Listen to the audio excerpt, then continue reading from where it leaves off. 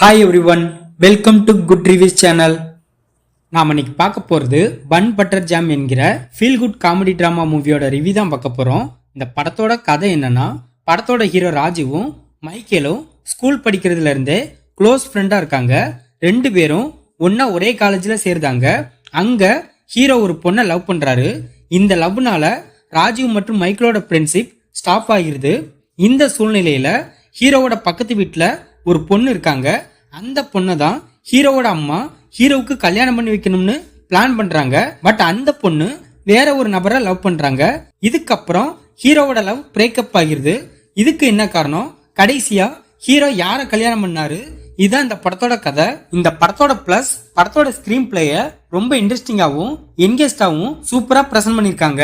படத்தோட மிகப்பெரிய பிளஸ் படத்தோட காமெடி போர்ஷன் தான். படம் ஃபுல்லா காமெடி பட்டாசு பயங்கரமா வெடிச்சுட்டே தான் இருக்கு. அதுலயும் ஹீரோவோட டைமிங் காமெடி செமையா இருக்கு.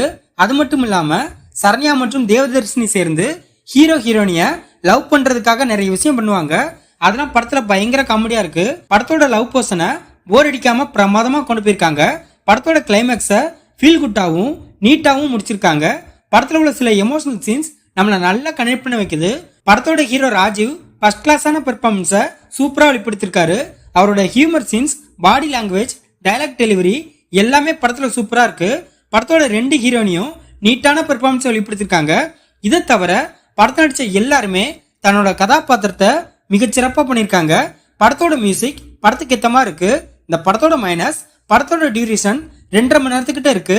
அதனாலேயே படம் சில இடத்துல கொஞ்சம் லேகிங்கா இருக்கு. இந்த படத்தோட கதை பிரசாந்த் மற்றும் சாலினி நடிச்ச பிரியாத வர வேண்டும் படத்தோட கதை மாதிரி நிறைய இடத்துல அப்படியே இருக்கு.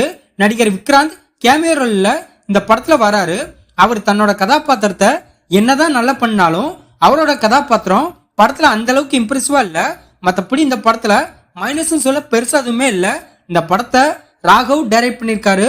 இந்த படத்துல ராஜீவ், மைக்கேல் தங்குதுரை, சரண்யா, தேவதர்ஷினி இன்னும் பலர் இந்த படத்தை நடிச்சிருக்காங்க. மொத்தத்துல இந்த படத்தை பார்க்கலாமான்னு கேட்டா ஒரு டீசென்டான feel good comedy drama movie பார்க்க நினைக்கிறவங்க இந்த படத்தை பார்க்கலாம்.